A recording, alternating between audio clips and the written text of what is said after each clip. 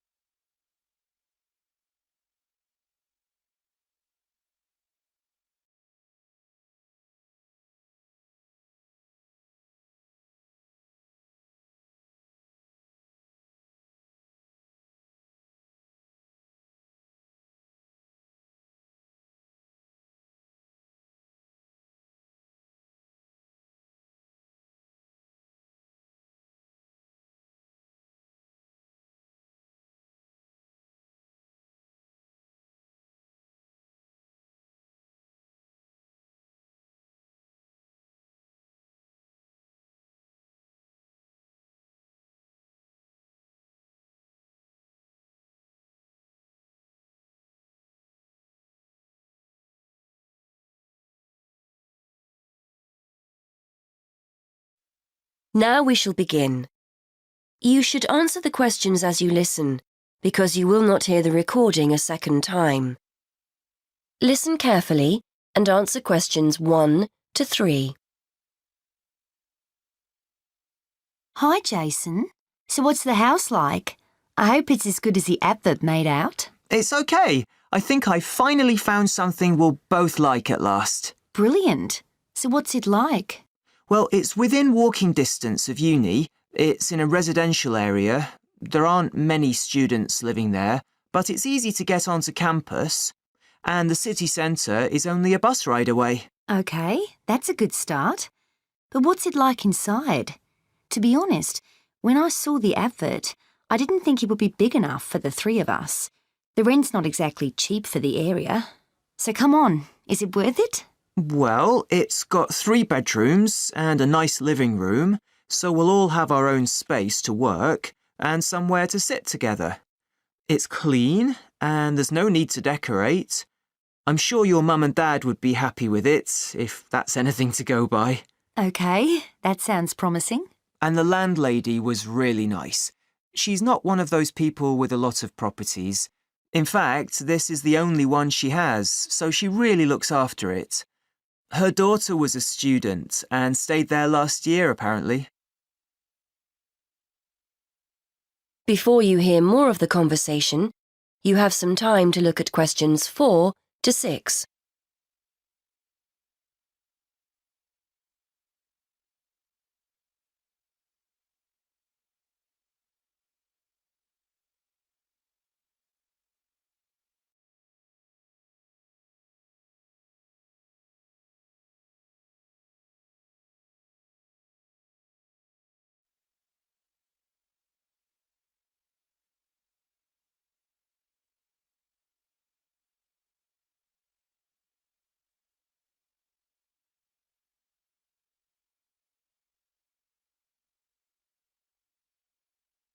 Now listen and answer questions 4 to 6.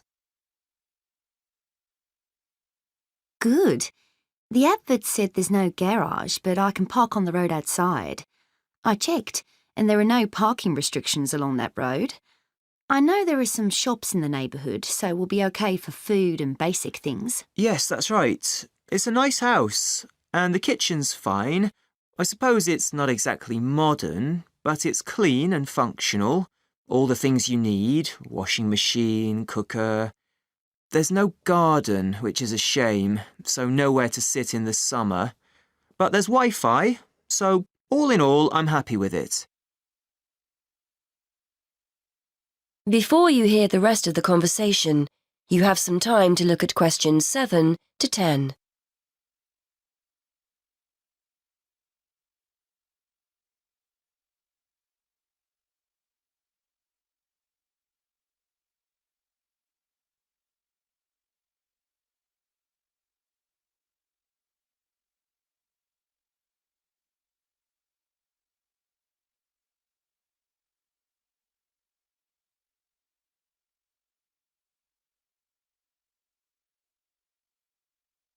Now listen and answer questions 7 to 10.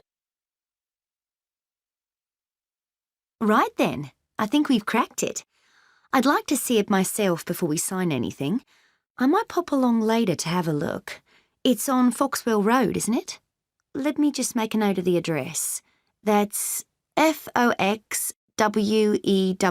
Road, is that right? Yes, that's right. Number 94. I'll come along with you for another look. So you know what the rent is, don't you? £430 a month. I know that's £50 a month more than we were expecting to pay, but I think it's worth it.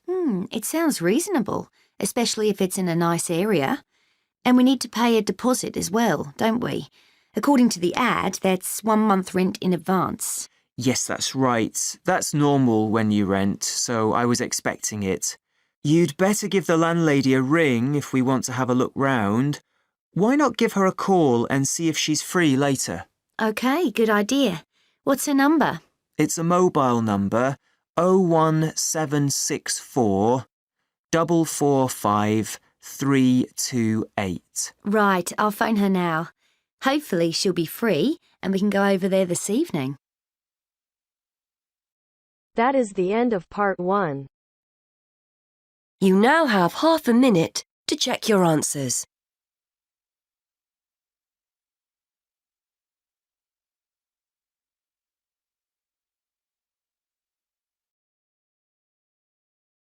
Now turns to part 2.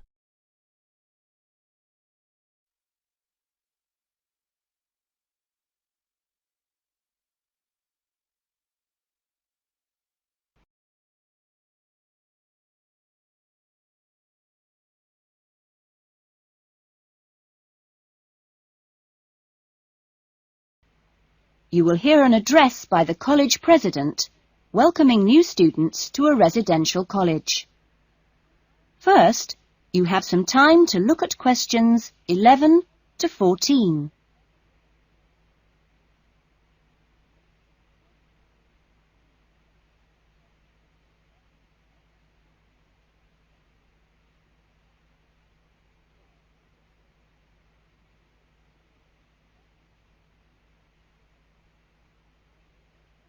Now listen carefully to the first part of the talk and answer questions 11 to 14. Well, good morning everyone. It's good to see you all here. Welcome to Smith House. Smith House, as you may or may not know, is one of the oldest residential colleges of the university. As you can see, the building you're in now, which contains this main lounge, the dining room, the recreation room, the kitchen and the offices, was part of the original old house built in the 1840s to be used by the family of George Smith. That's, of course, how the house and college got their names. The original house was converted into a residential college for the university in 1940, and since then has continued to be added on to and modernised. You'll notice when you receive your room allocation in a few minutes that your room number either begins with the letter N, S or W, like this one here. The first letter refers to the 3 wings of the college, which come away from this main building. Of course, the letters represent the 3 directions, in this case, north, south and west. Each wing has 2 floors, and so the next number you see is either 1 or in this case 2, and this indicates which floor your room is on. The number after that is your individual room number. So it's quite simple to find any room by going to the right wing, then floor, and then room number.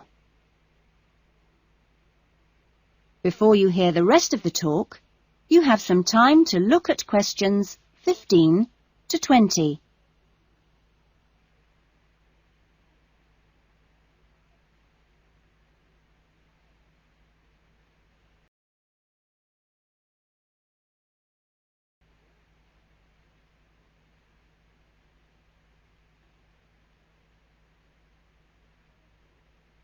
Now listen carefully and answer questions 15 to 20. You'll also notice, when you receive your orientation pack shortly, that there are 2 keys. One is the key to your room, and only you have that key, and the other is a key to the front door, which you've just come through here from the street. This door is closed and locked at 8 p.m. every night and opened again at 7 a.m. You'll need your key if you're coming back to the college between those times. We ask all students to always enter and leave the college through the front door. You'll notice at the end of each corridor that there is another door, but these are fire doors and are kept locked from the outside. They should only be opened from the inside in case of emergency. In your fees, you've paid a laundry fee, which covers the cleaning of bed linen and towels. All bed linen and towels are clearly embossed with the name Smith House, so it's easily identifiable. If you want your other laundry to be done by the college, this can be arranged for a small extra fee. There are only a few rules here at Smith House, and we have these rules so that we can all live comfortably together. The most important rule is that there must be no noise after 9 p.m. There is also no smoking in the rooms or anywhere inside the college, but smoking is permitted on the balconies. All meals are served in the dining room. Meal times are listed in your orientation pack. Please read these carefully, as meal times cannot be changed, and if you arrive late, I'm sorry to say, you'll just go hungry. If you're unsure about things, each floor has an elected floor senior, who is usually a student in their 3rd or 4th year of study, who's been at Smith House for a while. The floor seniors will introduce themselves later today and answer any questions you have. But for now, I'm going to hand you over to Marnie, who is going to give you the orientation packs and keys. Thanks, Marnie. That is the end of part 2. You will now have half a minute to check your answers.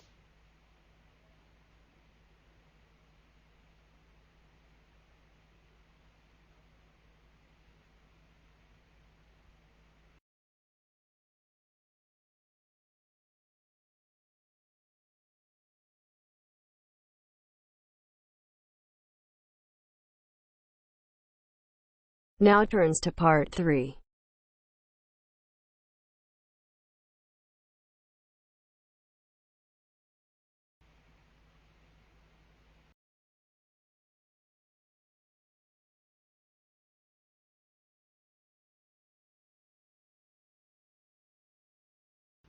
You will hear a conversation between 2 students, Lynn and Robin, who are discussing an assignment.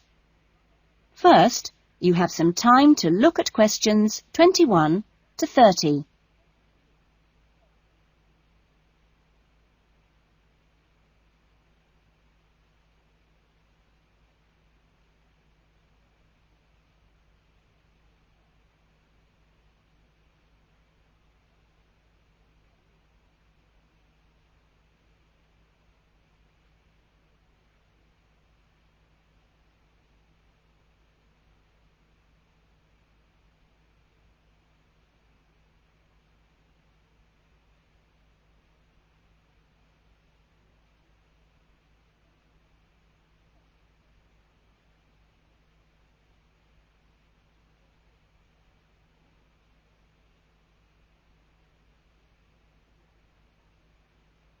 Now listen carefully to the conversation and answer questions 21 to 30.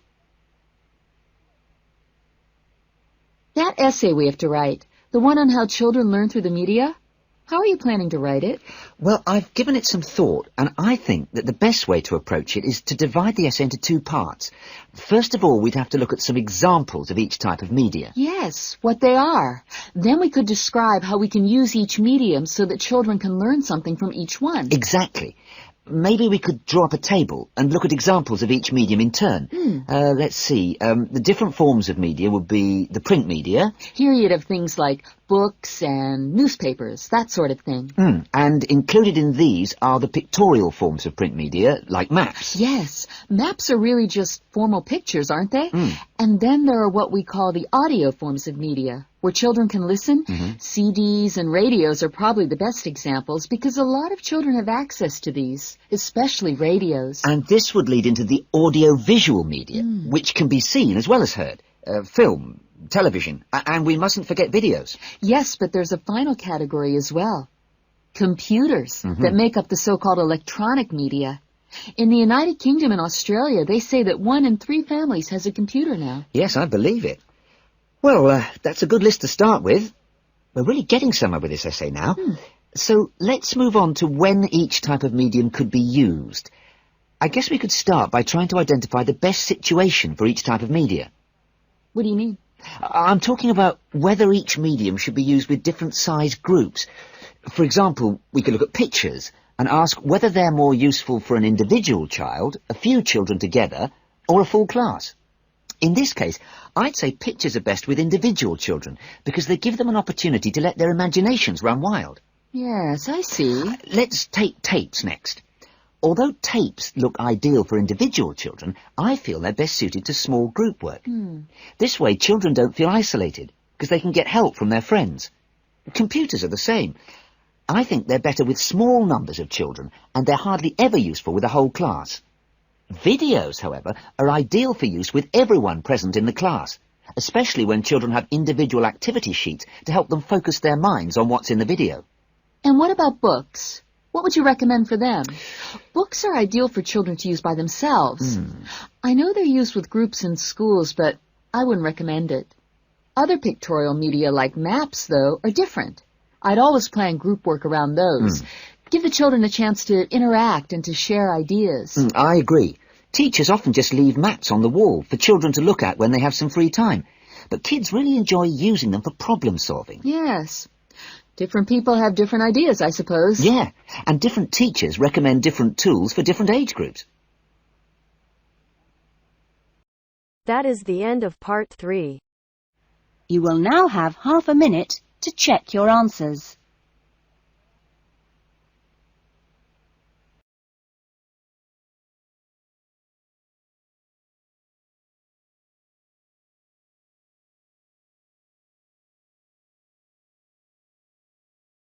Now turns to part 4.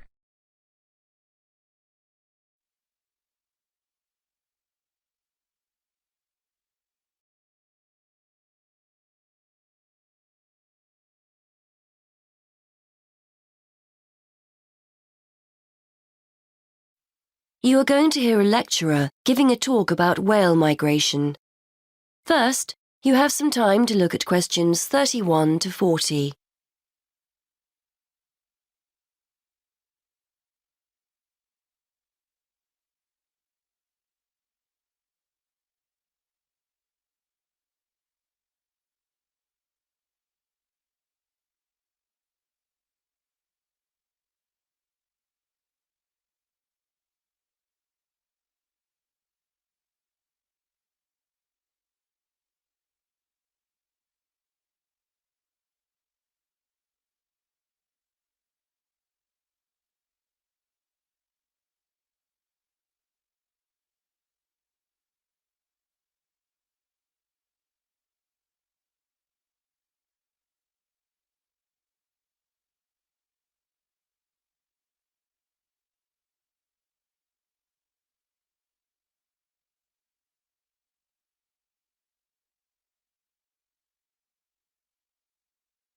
Now listen and answer questions 31 to 40. Today we're going to continue our investigation into the use of technology in plotting oceanographic migratory patterns. And I'd like to focus specifically on creatures that we didn't even realise existed until very recently. Pygmy blue whales. In particular, I'd like to talk about a high-tech method of tracking that researchers have used to find out more about these creatures. Pygmy blue whales, which are one of several subspecies of blue whales, spend their lives in the vast expanses of the Indian and Southern Pacific Oceans. They were first identified as a distinct subspecies in 1966. Before then, they were probably confused with the Antarctic or true blue whale, so it's only recently that researchers have started to learn about them and their migrations to and from their breeding and feeding grounds. Scientists are interested in pygmy blue whales because, although they are a very mobile subspecies, very little is known about their movements and their populations. Large-scale movements of whales are particularly hard to study, and what we do know about pygmy blue whales, we've mainly learned from examining whaling records. There are several populations of pygmy blue whales in the southern hemisphere and 2 main feeding grounds off southern and western Australia. Scientists were interested in testing their hypothesis that the pygmy blue whales feeding off Western Australia migrate to Indonesia to breed. To track the whales' movements, researchers made use of something called satellite telemetry. This refers to the use of a satellite-linked tag attached to a whale. When the antenna on the whale breaks the surface of the water, the tag communicates with a satellite system. The location of the whale can be determined when multiple satellites receive the tag's transmissions, much like how the navigation system works on a mobile phone. Researchers receive this location data in almost real time via the project website, which allows them to track the movement of the tagged whale from many miles away. The use of these tags has enabled researchers to discover that pygmy blue whales do indeed travel northwards from the west coast of Australia in March and April, reaching the warmer breeding grounds of Indonesia in June. They remain there until September, at which time they then return to Australian waters. In addition to identifying the migratory pattern of this particular population of pygmy whales, research has also shone new light on the whales' feeding patterns. It's usually assumed that whales go without food outside of the summer, when they leave their feeding grounds. But interestingly, the pygmy blue whales studied travel from productive feeding grounds off Western Australia to productive areas in Indonesia, and therefore probably still have the opportunity to feed whilst they're in their breeding grounds. It is hoped that mapping the migratory movements of the pygmy whales will help conservation efforts for these endangered animals, and the study has enabled researchers to identify specific conservation issues. For example, the migratory routes of pygmy blue whales correspond closely with shipping routes. Consequently, researchers are keen to monitor whether this has any negative effects on the whale's behaviour. Baleen whales, these are whales that use filters to feed, not teeth, use sounds to communicate and to gain information about their environment. Clearly, as pygmy blue whale movements correspond to shipping routes, there is potential for the noise generated by ships to affect communication and hence social encounters and feeding. Previously, researchers could only hypothesise that pygmy blue whales occupying Western Australian waters travelled into Indonesian waters. Now that this hypothesis has been borne out by evidence, conservation efforts can be undertaken in a wider area than just Australian waters. However, scientists aren't stopping here. A question mark still remains over the movements of the pygmy blue whales that utilise the feeding grounds further south, off the southern coast of Australia. Genetic evidence indicates that there is a mixing taking place between the population of whales in the feeding grounds of Western Australia and the population further south. Researchers are keen to discover whether the pygmy whales from the southern feeding grounds follow a similar migration route to those from the west coast, or whether they migrate to the subtropical region to the south of Australia. As a result, there are plans to tag the pygmy blue whales further south in order to find out whether they move through the same areas as the western population and are therefore exposed to the same risks. That is the end of part 4. You now have half a minute to check your answers.